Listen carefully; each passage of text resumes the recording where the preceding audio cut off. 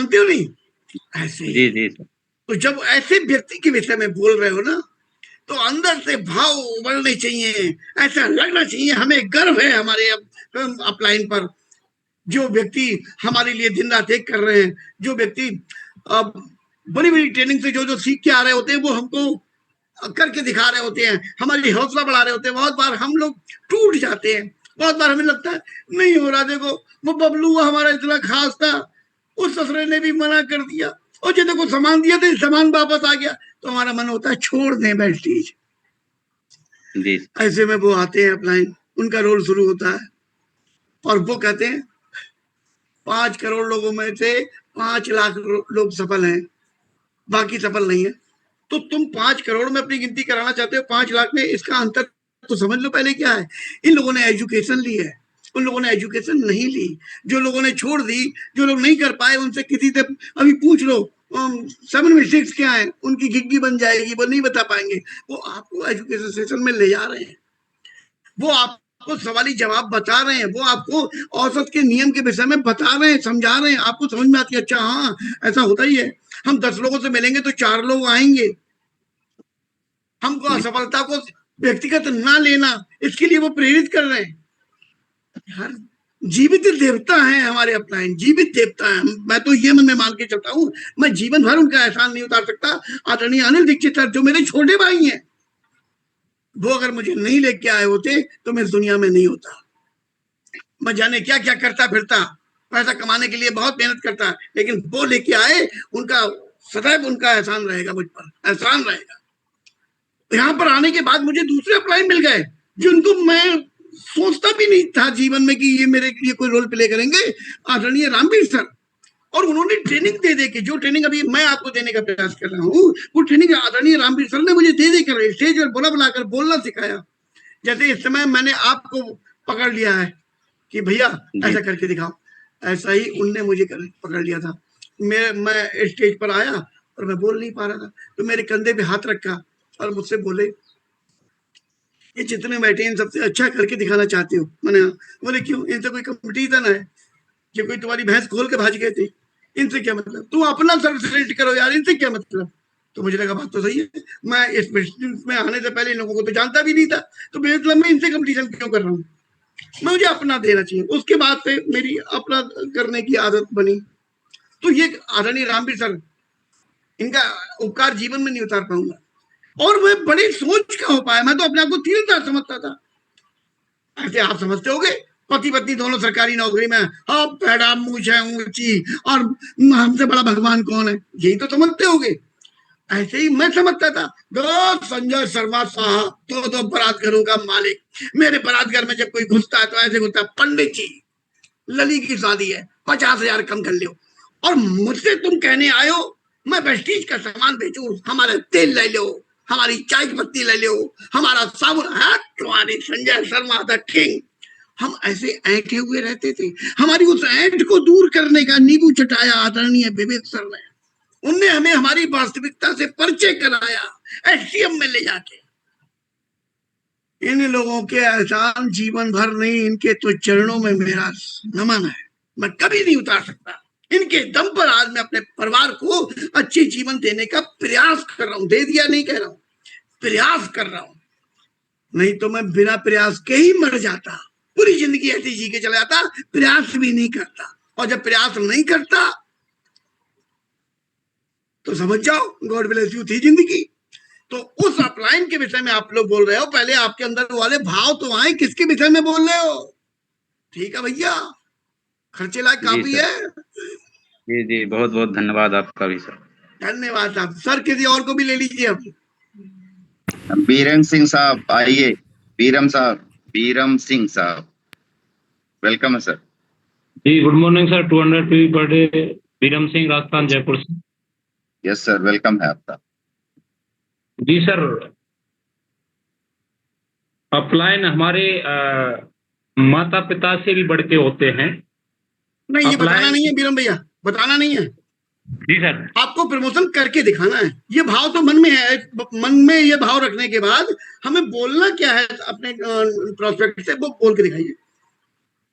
जी sir, आज जो मैं रिटायर हुआ हूँ, 28 साल फौज में नौकरी करके आया था।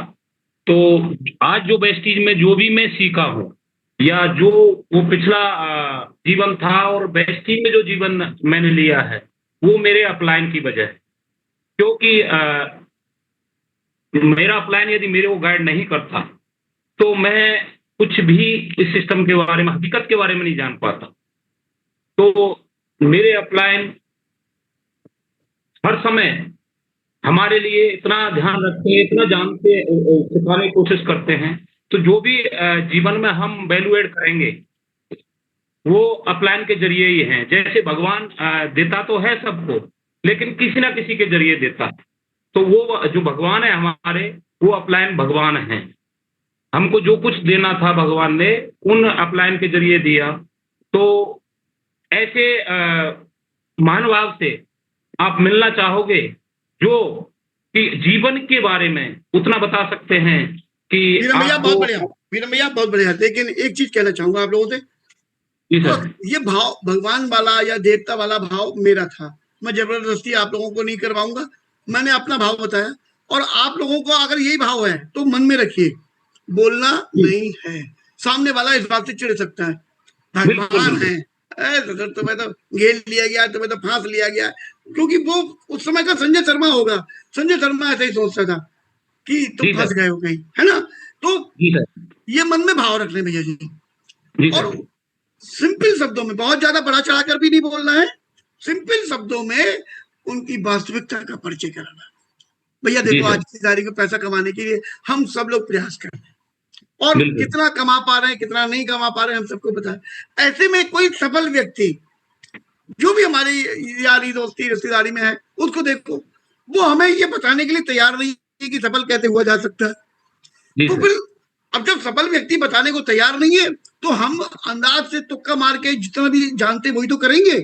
हाँ, ऐसे में अगर कोई बेहद सफल व्यक्ति जिसने खुद तो सफलता अर्जित करी, अपने साथ साथ में बहुत सारे लोगों को विजय रथ पर सवार कर दिया, बहुत सफलता उनके जीवन में बह रही है, ऐसे किसी व्यक्तित्व से मिलने का मौका मिले तो कैसा रहे? मिलना चाहिए कि नहीं? समझदारी क्या कहती है? उनसे पूछो, गेंद उनके पाले में डाल दो, मिलना चाहिए। बहुत बढ़िया, बिल्कुल मुझे आपसे यही उम्मीद थी, इतनी समझदारी वाली बात की। मैं अब आपको अपनी बताता हूँ कि मैं जब आर्मी से रिटायर होके आया, अब आपकी तरफ से बोल रहा हूँ, आर्मी से रिटायर होके आया तो मेरे सामने ऑप्शन था कि मैं कहीं पे सिक्योरिटी गार्ड की नौकरी कर लूं, कहीं बैंक में चला जाऊं, कोई सिक्योरिटी एजेंसी खोल लूं, कोई सीमेंट की एजेंसी खोल। मैं सोच रहा था मैं क्या करूं क्या नहीं करूं।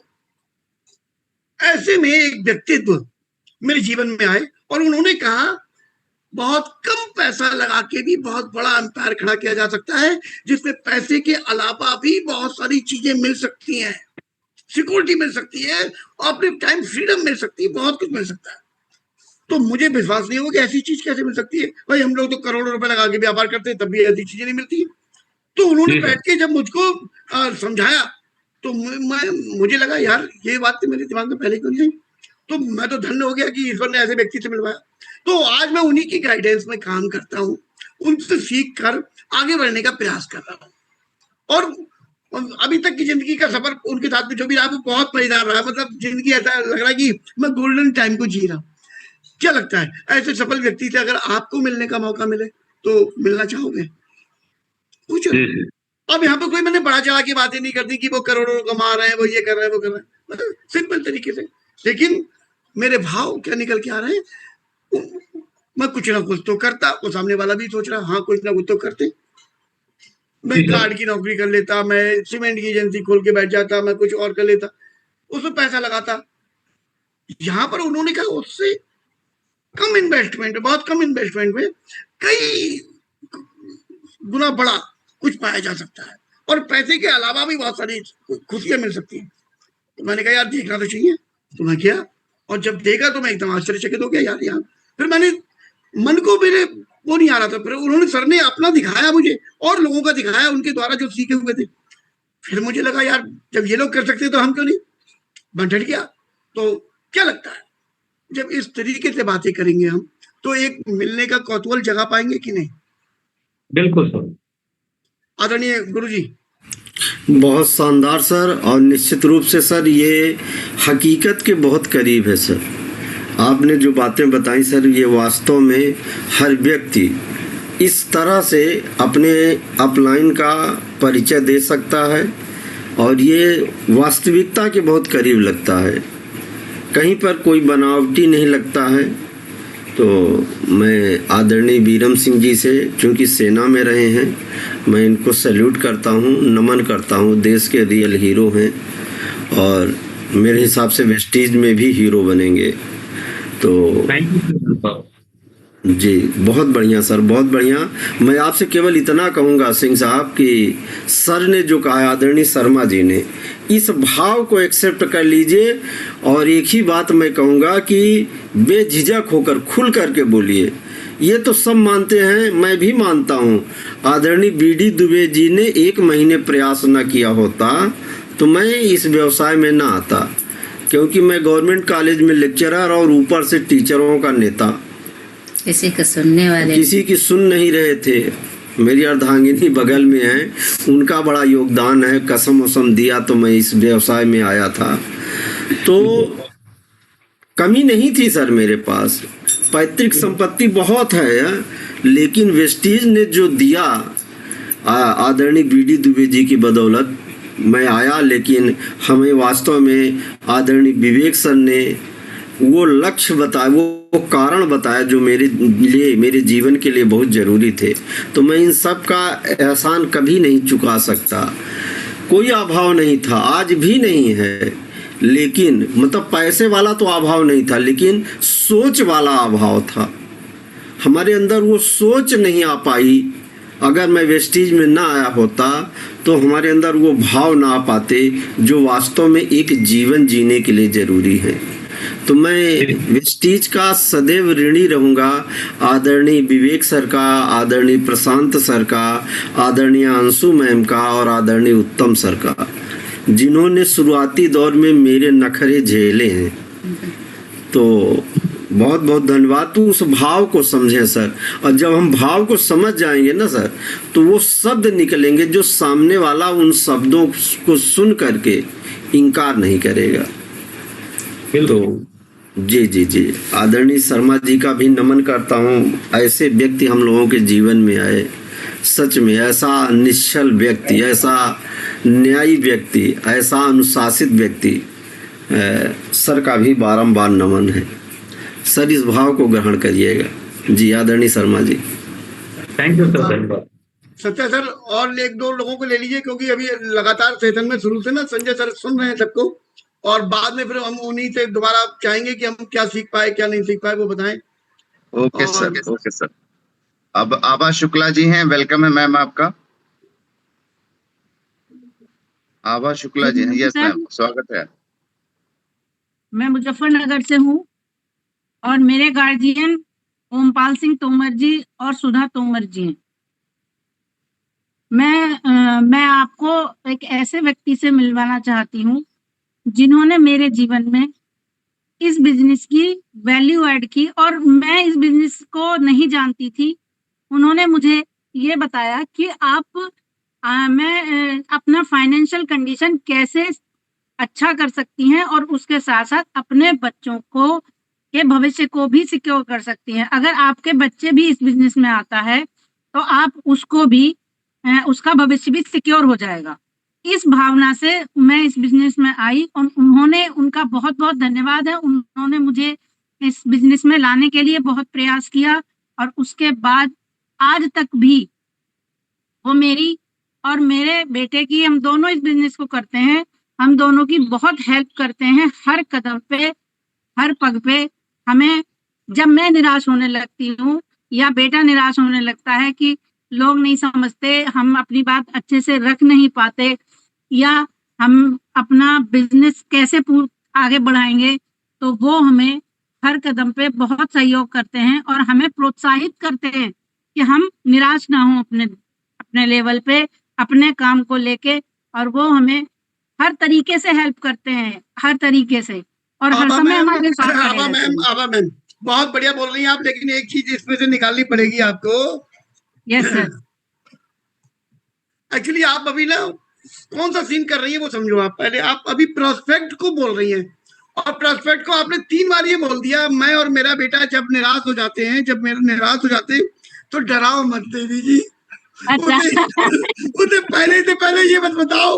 अच्छे लोग सुनते नहीं है, निराश हो जाते हैं, हम तो हमारे बोलो वो हमें मोटिवेट कर, ये नहीं कर, इतना ठीक है, ज्यादा नहीं, ठीक है। बाकी सब बढ़िया है। चलिए धन्यवाद। सर आगे चलिए। आई इंद्रावती जी भी टीम स्टूडेंट, एक बार वेलकम है आपका। ऑप्शन है आपके पास।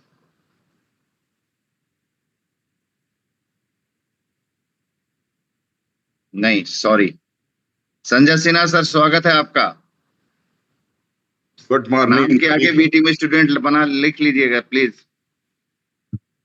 Thank you sir. Good morning सभी को। सर आदरणीय सभी गुरुओं को मैं प्रणाम करता हूं, और मेरे महागुरु श्री आदरणीय डीसी राजपूत जी, दद्दू जी को मैं विशेष प्रणाम करता हूं, क्योंकि उन्होंने भीष्म पितामह की तरह से मेरी हाथ पकड़कर हर समय सहायता के लिए मेरे साथ में रहते हैं। सर मैं जो है कि अपना परिचय दे दूं कि मैं भारत की नंबर 1 जीवन बीमा कंपनी भारतीय जीवन बीमा में एक सलाहकार के रूप में काम करके जो है कि अपने जीवन की शुरुआत की थी। संजय सर, आपका प्रोस्पेक्ट है, आपकी सब कुछ चल रही है, अब आपको अपलाइन प्रमोशन करके उनसे मिलवाना है, तो सिर्फ उतने टॉपिक पे रहिए, बाकी किसी पे मत जाइए। Okay sir. तो सर मैं ऐसी तलाश में था कि मैं ऐसी नंबर 1 कंपनी में काम कर रहा हूं, ऐसी ही नंबर 1 कंपनी में मैं ऐसा काम करूं जो विरासत छोड़ के जाऊं अपने परिवार के लिए। तभी मुझे जो है कि मेरी जानकारी में आया कि भारत की number 1 company, fastest growing Vestige company में मैंने काम करना शुरू किया। तभी मेरी मुलाकात मेरे पड़ोस के रहने वाले आदरणीय श्री डीसी राजपूत जी से हुई। उन्होंने मुझे इतना प्रेरित किया, उन्होंने कहा कि बहुत अच्छा जाओगे तुम तो ऐसे ऑलरेडी प्रोफेशन से हो, तुम्हारे पास लिस्ट की कमी नहीं है, और तुम्हारी हर समय मैं सहायता करूंगा। वो बेचारे दिल्ली में सेटल हो गए हैं, दिल्ली से भी मेरे लिए हेल्पफुल रहते हैं। तो बेचारे क्यों कहा? जितने भी जो है कि लोग हैं, नहीं, मैं जो पूछ रहा हूँ संजय सर उसका जवाब दीजिए। आपने अपलाइन के नाम पर बेचारे क्यों कहा? वो अपलाइन बेचारे क्यों है? Sorry sir, sorry. तो सर जो है कि उन्होंने जो है कि एक ही बात कहते हैं कि जो है कि किसी को भी कोई भी दिक्कत हो, तुम उनका नंबर और नाम मुझे बता दो, मैं उनकी हर तरह की प्रॉब्लम का सॉल्यूशन दूंगा। और वो बेचारे, सॉरी, वो जो है कि सर जो है कि संजय भैया सुनो, आप कंट्रोल करो। एक चीज को बिल्कुल सही से समझिए, कल संजय सर ने कुछ कहा था, वो आपने करा नहीं है बिल्कुल भी। संजय सर ने कहा था लिख के तैयार करें, और आप ओवर कॉन्फिडेंस के शिकार हैं, आपने लिखा नहीं। ठीक है सर, लिखा हुआ है मैंने। हाँ। नहीं, आपने उसमें बेचारे भी लिखा है? नहीं सर, सॉरी। तो फिर बेचारे बोल क्यों रहे हो? अरे जब लिखा नहीं तो बोल क्यों? भावावेश में मैं जो है बोल सर। आप इसको और अपडेट कीजिए भैया। जी सर, मुझे थोड़ा सा मौका और दे दीजिए सर, 1-2 मिनट का। जी बोलिए। क्या मुझे तो सर मुझे जो है क्या उनकी जो है क्या मुझे हर समय हेल्प मिलती रहती है, और मैं जो है उनके गाइडेंस के अनुसार मैं जो है क्या काफी अच्छा जो है क्या इसमें कर पा रहा हूं। और आप लोगों को भी उनसे अगर मैं मिल पाऊं तो आप भी जो है क्या ये देखेंगे कि वो अधिक पढ़े लिखे नहीं है, लेकिन जो है क्या आज काफी अच्छे पायदान पर हैं। लाखों लोग उनकी टीम में हैं, और सबका ध्यान रखते हुए वो जो है सबको अपने जैसा बनाना चाहते हैं। क्या आप लोग मिलना चाहेंगे? अब इस बात के लिए हम संजय सर के पास ही चलते हैं, सीधे बात को समझो। Okay sir. आदरणीय संजय सर, आपने शुरू से हम लोगों को देखा, अभी तक हम लोगों ने क्या खिचड़ी पकाई है। Good morning everyone. Very good. प्रणाम सर। राम सर, स्वागत है सर। बाकी सभी साथियों को गुड मॉर्निंग। अभी जो यहाँ पर जो चल रहा है, जो अभी सत्याबाई ने कहा कि एडिफिकेशन जो है आपका कैसा है, बहुत महत्वपूर्ण है। और अगर कई बार हम बोलते हैं मेरे भगवान, मेरे फादर, मेरे गॉड फादर, कुछ भी आप कह लें, और एक शब्द आप भाव से कहें, भगवान शब्द का इस्तेमाल ना करें, बड़े गुरु का इस्तेमाल ना करें। अगर भाव आपके बेहतरीन है तो उसको उस भाव में भगवान भी दिख जाएंगे, गुरु भी दिख जाएंगे, सब कुछ दिख जाएंगे जो सत्या भाई ने बताया। इसकी जरूरत ना पड़े, ये कहने की जरूरत ना पड़े कि भगवान है, बल्कि आप ऐसा ऐसा बोल रहे हो कि लगे यार इनके सब कुछ है, यानी कि बहुत कुछ कर दिया, यानी कि अगले व्यक्ति को ये महसूस होना चाहिए।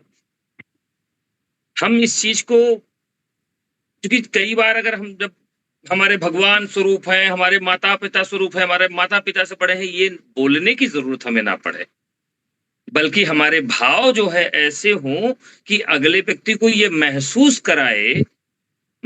कराए कि यार है तो कोई आदमी ऐसा है, तो कोई ऐसी शख्सियत ऐसा है।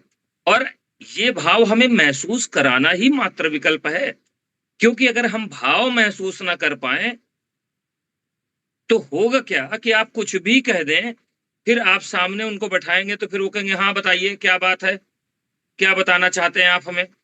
तो यहीं से सारा काम खत्म हो जाता है।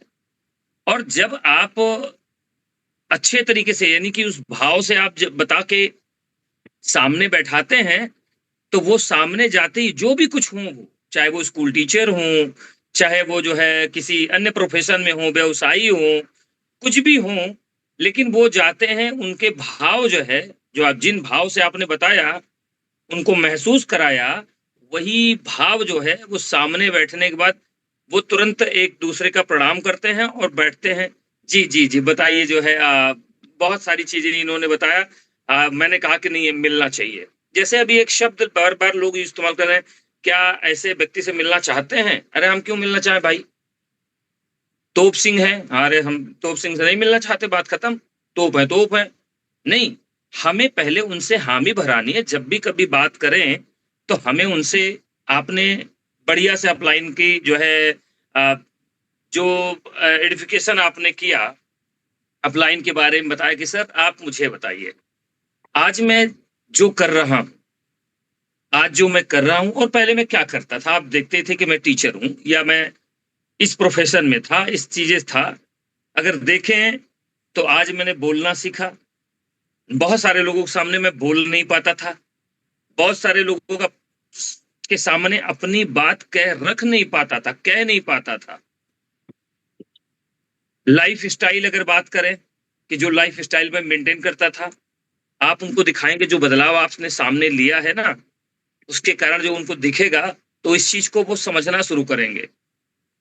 सर मैं शब्दों का चुनाव नहीं कर पाता था, अभी पैसा बहुत दूर है। अपलाइन के बारे में भावना से, भाव से पेश करने का ये छोटी छोटी चीजें हैं जिनको हम लोगों को याद दिलाते हैं। इस पैसा हमारे हो जाने से, पैसा नहीं कि बदलाव बहुत बड़ा हो जाएगा, लेकिन इंटरनली बदलाव किसने किया? एक ऐसे शख्सियत है जिन्होंने पग पर हमें रास्ता दिखाया, जिसके कारण आज मैं और मेरा परिवार, नहीं मैं और मेरा परिवार, बल्कि ऐसे हजारों हजार लोग होंगे, अलग अलग प्रोफेशन के लोग होंगे, आज उनके लाइफ में एक बिग चेंजेस आए हैं, बड़ा परिवर्तन हुआ है। सर अगर ऐसे शख्सियत अगर अपने शहर में आ रहे हों या आए हों और मिलने का मौका मिले, तो आपको क्या लगता है ऐसे लोगों से, ऐसी शख्सियत से मिलना चाहिए नहीं मिलना चाहिए? उन्हीं से आप बात करिए ना। और वो फिर बताते कि नहीं, जब एक नहीं मिलना तो चाहिए।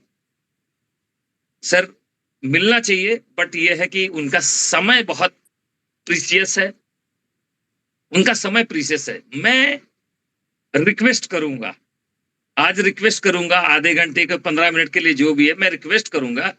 अगर वो रिक्वेस्ट जो है स्वीकार हो गई तो मैं आपको कॉल करके बताऊंगा, फिर मैं मुलाकात आज आपको कराता हूं। जब आप अपनी चीजों को वैल्यूएबल बनाते हैं तो सिंपल चीज भी जो है, सिंपल अपलाइन भी, उसको ध्यान से समझना, व्यक्ति सामने वाला व्यक्ति उनको ध्यान से सुनना शुरू कर देते हैं। और यही हमारा मकसद भी था कि वो ध्यान से सुने। चूंकि आपने तो बता रखा ही पहले से, वेस्टीज भी बता रखा, वो भी अपलाइन बता देंगे। आपने और बाकी चीज बता रखी, वो भी अपलाइन। आप जब ये भाव से उन तक ले जाएंगे तो हमारे अपलाइन जैसा समझेंगे, चूंकि हमसे हमारे अपलाइन है तो हमसे कुछ बेटर तो है ही है, तो वो जैसा समझेंगे वैसा वो करेंगे। जैसा कि मैंने एग्जाम्पल कल दिया था, कई बार खुजली होने लगती है, यार लाए थे मिलवाने के लिए, तुरंत बताएं सर को 10,000 से ज्वाइनिंग ले लें, और अभी जो चल रहा है ऑफर वो भी यार इसकी बात नहीं कर रहे हैं सर, बाकी सब बात कर रहे हैं। अब हम लाए थे, आदमी के पास पैसा भी है। हाँ, तो आप परेशान ना हो, अपने तजुर्बेकार अपलाइन के साथ अगर बैठे तो इस बात से परेशान ना हो। जैसे मैंने बताया कि सिद्धार्थ सर 3 घंटा पूछते रहे और बता उसको, और मैं बोर हो रहा था। तो मैं भी बोर हुआ। क्यों बोर नहीं हुआ? कि बोर मैं हुआ कि मुझे तब इस तरह की चीजें मालूम ही नहीं थी। राइट, तो आप भी परेशान ना हो, सामने बैठाने के बाद आप छोड़ें, और जो अपलाइन कहते हैं उनको सुने, और उनके मतलब क्या बात हुई इतना आपको पता होना चाहिए। इस तरीके से हम अपने अपलाइन का रिगार्ड करते हैं, और जिस भाव से रिगार्ड करेंगे परिणाम तो उसी के आने हैं। और अगर आपका क्या मिलना चाहेंगे तो आदमी देखिए कुछ भी हो, छोटा आदमी वो और अट जाता है, अरे ठीक है यार मिल लेंगे कभी, तो वो भाव देता है। और हम क्या कह रहे हैं कि सर मिलना, क्या ऐसी शख्सियत से अगर मुलाकात हो तो क्या लगता है कि मिलना चाहिए नहीं मिलना चाहिए आपके हिसाब से? पाले में उनके बॉल डालिए, नहीं अगर ऐसा है तो मिलना चाहिए। अब जब मिलना चाहिए उसने कहा कि हाँ नहीं ठीक है बिल्कुल सही है, तब आप बोलिए कि सर आज वो आए हुए हैं, मैं रिक्वेस्ट करूंगा उनसे, अगर समय उन्होंने दिया तो यकीन मानिए कि आज मुलाकात मैं आपकी करा दूंगा। अब मुझे बताओ कि ये भाव और कैसा रहा, ये भाव कैसा रहा आपका, जब अगर आप इस बात के इस भाव से कोई किसी अपलाइन को खड़ा करेंगे वहां पर। अपलाइन समय देने के लिए मना नहीं किया है, इस सभी लाइफ लाइन डाउनलाइन नहीं, हमारी सभी लाइफ लाइन, चूंकि हमारी लाइफ लाइन है सर, हमारी सभी लाइफ लाइन आगे बढ़े, मेरे जैसा अचीवमेंट करें, आगे आने वाले समय में और बड़े बने। बशर्ते ये है कि जब आप उनको सस्ते में, अरे सर आइए एक लोग से मिलवाना चाहते हैं, बहुत सर बहुत कामयाब इंसान, बहुत ये ऐसा है वैसा है, उनके पास ये है, आज कन्विंस हो गए सर तो 100 बीघा में अपने डाल देंगे प्रोडक्ट, और हम उम्मीद करके जाते हैं कि आवाज अपलाइन की हो और बोल हमारे हो। यहीं पर थोड़ी सी गड़बड़ होती है यार, 100 बीघा के लिए अपलाइंस मिलवाने गए, लेकिन अपलाइन ने कहा कि 1 बीघे में डाल के सर देखिए, हम बात कर रहे थे 100 बीघे की, अपलाइन उसको खटा के 1 बीघा कर दिया। क्योंकि जो अपलाइन इस बात को समझता है कि बिग फिश, बड़ी मछली को फंसाने के लिए, बड़ी मछली को, मतलब एक यहाँ मछली का मैं एग्जांपल ले रहा हूं, कि बड़ी मछली को लाने के लिए उसको डगन ही बोलते हैं। कभी भी डगन से अचानक से फंस जाने के बाद डगन खींची नहीं जा सकती, क्योंकि वो डगन टूट सकती है लेकिन बड़ी मछली आ नहीं सकती। समझिएगा, बड़ी मछली आ नहीं सकती, वो डगन टूट सकती है, बीच से ब्रेक हो सकती है, या आप रस्सी इतनी मजबूत हो कि आपको भी खींच के लेके चली जाए, ये हो सकता है, लेकिन वो आ नहीं सकती। तो करना क्या है, तो कैसे उस समय का जो तरीका होता है, तो जो एक अच्छे मछुआरे, यानी कि हम भी तो यही काम कर रहे हैं कि लोगों को इस सिस्टम में ला करके डेवलप कर रहे हैं, भले वो जान नहीं मार रहे हैं, लोगों को जीवन बचा रहे हैं, जीवन आगे बढ़ा रहे हैं, लेकिन एक एक्सपर्ट क्या करता है, मैं यहाँ एक्सपर्ट की बात करूंगा, छोटी सी उस डगन में छोटा सा जब चारा लगाता है, और लगाने के बाद वो छोड़ता है, तो अगर बड़ी मछली पकड़ लेती है तो अगर वो दूर जाना चाहती तो ढील भी देता है, फिर उसके बाद धीरे धीरे धीरे धीरे लपेटता है, फिर दूर जाना चाहती फिर छोड़ता है। टाइम लेता है वो उसमें टाइम लेता है। टाइम लेने के दौरान जो है उसको पहले थकाता है, और थकाने के बाद जो है फिर वो पूरी डगन खींच लेता है, और फिर आराम से एक बिग फिश का शिकार कर लेता है। मैं यहाँ पर यही बोलना चाहूंगा कि हमारे अपलाइन अगर कभी किसी को 1 बीघा के लिए बोले या एक प्रोडक्ट के बारे में बोले, तो कभी हमें, क्योंकि शुरू में हमें भी लगा था, तो मैं आज क्यों बता पा रहा हूँ, क्योंकि मुझे ऐसा लगा था, और कई लोगों को ऐसा लगता है कि चलते ही वो अपलाइन का मतलब हो गया कि जैसे ही पहुंचे तो बम फोड़ दे, 20,000 की ज्वाइनिंग निकल आए, अपलाइन पहुंचे तो ये कर दे, तो तब अपलाइन मेरा यार सर कमाल कर दिया। लेकिन अगर वो वार्तालाप अगर अपनी कर रहे हैं, तारतम्य एक दूसरे से बैठा रहे हैं, उनका एक बड़े आदमी का जो वो जो चाहता, जैसे मैंने आश्रम की बात बताई, वो डर इस बात का है, इसलिए नहीं करना चाहता कि जो है यार इतनी बड़ा सम्मान है और समाज में हमारा खत्म हो जाएगा मामला तो फिर क्या होगा, तो वो इस बात से डरता है। तो हम उसको अचानक से 20,000 50,000 से ले आ भी दें तो आगे उनको हम स्टे नहीं करा पाएंगे। और यदि हमने उनको थोड़ी सी बातों से लेकर के थोड़े से भरोसे से जीत लिया तो मैं चाहूंगा कि आने वाले वक्त में ना 100 बीघा नहीं, उसके 100 बीघा वाले काश्तकार होंगे, उसको वो चुटकी में लेकर के आएंगे। मैंने बात बताई अपलाइन की, जब आपने उनकी तारीफ करी और उनको सामने से पेश किया और उनकी भूख जगाइए। यहां पर नहीं मैं मिलवाना चाहता हूं, मैं मिलना नहीं चाहता, मैं मिलवाना तो चाहता हूं, लेकिन भाई साहब इतने प्रीसियस आदमी हैं वो कि वो उनसे पहले तो हमने बताया ऐसे शख्सियत से मिलना चाहिए नहीं चाहिए। उनका नहीं ऐसी भाई बातें तो ऐसे तो ठीक है, बढ़िया मिलना चाहिए। अब जब मिलना चाहिए कह दिया तो फिर मैंने वहां पर एक ब्रेक लगाया, क्या भाई ऐसे नहीं मिलेंगे, उनसे रिक्वेस्ट करनी पड़ेगी, यदि आज टाइम मिला तो मैं आपको मिलवा पाऊंगा, जैसा होता है मैं आपको बताता हूं, या सामने है जैसे सामने कर दिया तो कोई बात ही नहीं। इसके पहले की सारी कहानी है, इससे पहले कि हमने उनको मेंटली प्रिपेयर किया कि ताकि मैं अपलाइन से, और जब इस मेंटली प्रिपेयर कर लेते हैं पहले से तो मैं आपको बताऊं केवल सर ये हमारे मित्र हैं, हमारे बड़े क्लोज हैं, ये भी आप बता दीजिए, चाहे वो क्लोज अभी हो या ना हो कोई बात नहीं, अजीज अभी हो या ना हो, ये सर अजीज हैं या ईमानदारी बहुत है, ये बात करके परिचय गेस्ट का कराया और अपलाइन का परिचय। सर आज मैं धन्य हूं कि सर ने जो है वक्त दिया और मैं सर बहुत बहुत आभारी हूं आपका।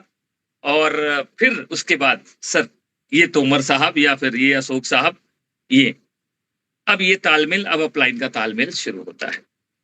दोस्तों जितने भाव से प्रेजेंट करेंगे, यहाँ पर एक घटना है, ये सत्या भाई है और अमरपाल थे, अमरपाल जी, तो मैं पहली बार होटल में मिलने गया, सत्या भाई याद होगा आपको? यस सर, प्रणाम सर, वेलकम सर। तो याद है सर। सत्या भाई मैं आपको बताना चाहता हूँ, सत्या भाई बुरा मत मानिएगा, ये सत्या भाई बड़े बदमाश टाइप के आदमी हुआ करते थे। आज शराफत देख रहे हैं ना, ये शराफत इनका परिवर्तन है, लेकिन कहने का मतलब वो बदमाश मत समझिएगा, मीन्स की नेटवर्क मार्केटिंग के खतरनाक आदमी थे ये, नेटवर्क मार्केटिंग के खतरनाक आदमी थे। बहुत सारे सवाल, बहुत बड़ा जोश, बहुत सारी चीजें थी, लेकिन अमर जी ने पहले से इतना बना के, पुल बना के रखा हुआ था कि मेरे सामने जाने के बाद लगभग 3 से 4 लोग थे, आलोक सर थे, आप थे और 2 लोग और थे, मार्शल साहब, अनूप सिंह थे, विजय जी थे, कई लोग थे, अनूप सिंह थे, तो और सारे लोग खतरनाक आदमी किसी न किसी कंपनी के करके आए हुए थे। तो अमरपाल जी ने सबसे पहला काम ये किया। दूसरी चीज, जब बातचीत हुई तो फिर वहां पर एक एक चीजों के बारे में फिर डिटेल करना मैंने शुरू किया। और फिर वो दिन था, उस कमरे से निकला हूं और फिर वो आज का दिन है, अब ये आगे भी दिन बढ़ता रहेगा। और आज आप सत्या भाई को देख सकते हैं, जोश बरकरार वही है, कहीं से 1% भी कम नहीं हुआ, आधा % नहीं कम हुआ, सब कुछ है। लेकिन क्या हुआ कि जब आप किसी चीज को ध्यान से सुनते हैं तो पुरानी चीजें आपको परेशान नहीं करती। ध्यान से नहीं सुनते हैं तो आप जब सुनते हैं किसी को तो कंपेयर बीच में करते हैं तो आधी बात सामने वाले की स्किप हो जाती है। तो हमें सामने वाले को कंसंट्रेट भी करना है अपलाइन के बारे में बता करके, और जब ध्यान से सुनेंगे तो जाहिर सी बात है कि फिर निर्णय कैसा लेंगे, जैसे सत्या भाई ने निर्णय लिया और निर्णय में आज की डेट में वो खरे उतरे। और इसमें अमरपाल जी का भी काम हुआ कि वो जो है सत्या भाई को उससे खतरनाक मोड़ पे थे, उनको भी अल्लाह के शिफ्ट कर पाए और बेस्ट फॉलोवर के रूप में आज बन पाए, बेस्ट फॉलोवर। सो ये सारी चीज आई कहां से? अभी कोई प्लान, अभी बहुत बड़ा कुछ नहीं हुआ था, लेकिन वो शुरू के दिनों में जो अपलाइन की उन्होंने अपलाइन के बारे में बता करके सामने बैठाया था, आधा काम तो उन्होंने वहीं कर लिया था।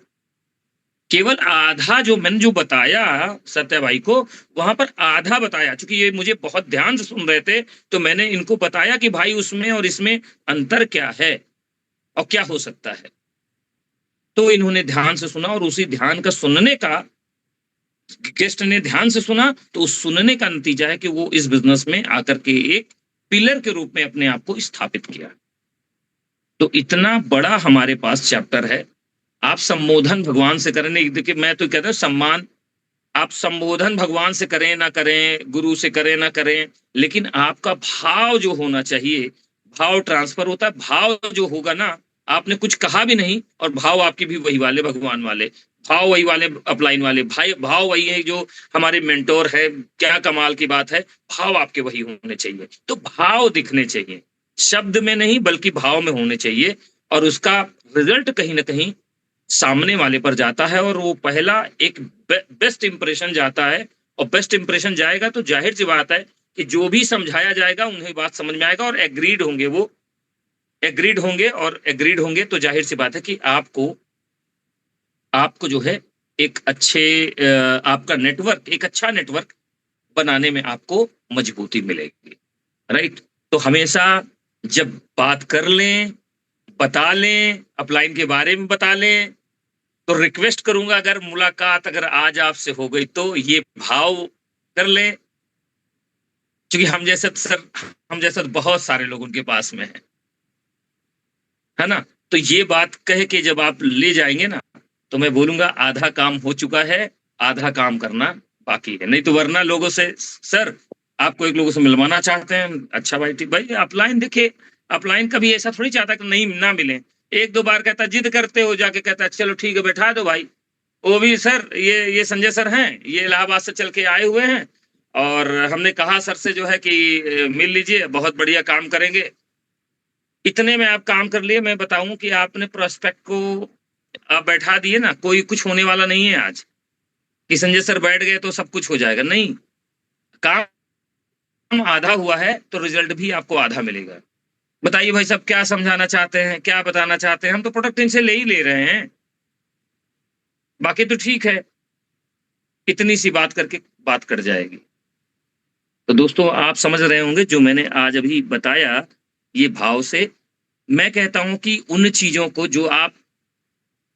जो शब्द आपके अपने अपलाइन को संबोधन के लिए है, उनको जो है टीएप करने के लिए जो वाक्य हैं, आप पहली बार उसको लिखें, लिख करके कि क्या क्या हम बोलेंगे सामने वाले के, जो हमारे प्रोस्पेक्ट के सामने, वो लिख करके एक बार प्रैक्टिस करें। और जब ये प्रैक्टिस एक बार आएगी, दो बार आएगी, तीन बार आएगी, तो फिर आपको उसी तरीके से मदद मिलेगी जिस प्रकार से साइकिल सीखी थी हमने।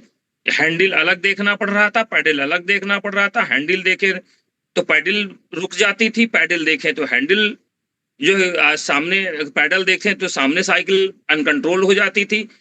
तो एक समय के बाद आपने बार बार उस पर प्रैक्टिस करके आपने हैंडल को भी साध लिया, पैडल को भी साध लिया, नजर को भी साध लिया, और अपने सेंसेस को कि कब ब्रेक लगाती है, कब ब्रेक लगाना चाहिए, वो भी साध लिया। और आज आपकी ये सारी चीजें एक साथ अपने आप काम करती है, क्योंकि वो इनबिल्ड हो चुकी है। मैं बोलूंगा इस काम को एक बार, दो बार, चार बार, 10 बार, 15 बार कर लें, ताकि मिलने के बाद जो है, करेंगे नहीं करेंगे सेकेंडरी है सर, वो तो बात की बात है, वो तो अपना उतना अप्लाइन कर लेंगे, लेकिन आधा काम अगर कायदे से कर दिया तो आपका काम आसान और आसान हो जाएगा। लेकिन वो काम हमें करना पड़ेगा, क्योंकि वो काम आपके लिए अप्लाइन जाके नहीं करेंगे, वो काम आपको खुद करना पड़ेगा और इन लर्निंग को लेनी पड़ेगी। तो यही मेरी जो है सबके लिए जो है सलाह भी है और प्रैक्टिस भी है कि यही इसको बार बार हम करें, ताकि हम उन चीजों को और अच्छे तरीके से हम सजा पाए। क्योंकि देखिए बहुत सारी चीजें रखी हुई हैं, सजाने का तरीका, सजाने से वही चीज घर को एकदम साज सज्जा यानी कि एक सिस्टमेटिक कर देती है, और नई सजी हुई चीज है तो वो जो है बिखरी हुई नजर आती है। सामान उतना ही है, एक बिखराव की तरफ है, एक सज्जा की तरफ है। तो हमें क्या करना है, हमें उसे सजाना है, जिसकी वजह से अब ऐसा करना शुरू करेंगे परिणाम भी बहुत अच्छे मिलने शुरू हो जाएंगे। सो यहीं से मैं अपनी वाणी को विराम दूंगा। आगे Sanjay sir. Thank you sir, Naman sir, हृदय से नमन। हम सब लोगों के जीवन में वाकई में ईश्वर ने कोई कृपा की थी, जो हम लोगों को मॉर्निंग सेशन में इतने बड़े बड़े दिग्गज मिल जाते हैं। नहीं तो ये ट्रेनिंग लेने के लिए हमें कहाँ जाना पड़ता है। तो मैं अपने सभी साथियों की तरफ से हृदय से धन्यवाद देता हूँ सर। सर मैं यहाँ पर एक चीज बोलना चाहूंगा कल मैं जो सुबह मॉर्निंग सेशन कर रहा था, तो मेरी एक लीडर थे, वो भी हमारे साथ में ही थे। तो बातचीत हो रही थी, सर बहुत सारे लोग तो हैं, रोज रोज कुछ बोलते हैं, आज कुछ अच्छा हुआ, आज ये हुआ। मैंने कहा फर्क जानते हैं क्या है कि मैं जो छोटे बड़े हैं, मैं इनसे बहुत कलेक्ट करता हूँ। जितने भी लोग हैं मैं उनसे कलेक्ट करता हूँ, उनका लेवल मैं नहीं देखता, लेकिन उन्होंने क्या शब्द इस्तेमाल किया उसको मैं बहुत कलेक्ट कर रहा हूँ। इसलिए मॉर्निंग सेशन में जब मैं बैठता हूँ तो प्योरली जो है मैं बहुत लर्न करता हूँ उनसे।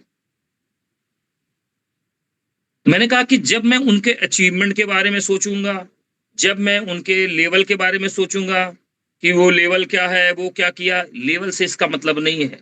कोई भी व्यक्ति आपको गाइड कर सकता है, लेना चाहिए।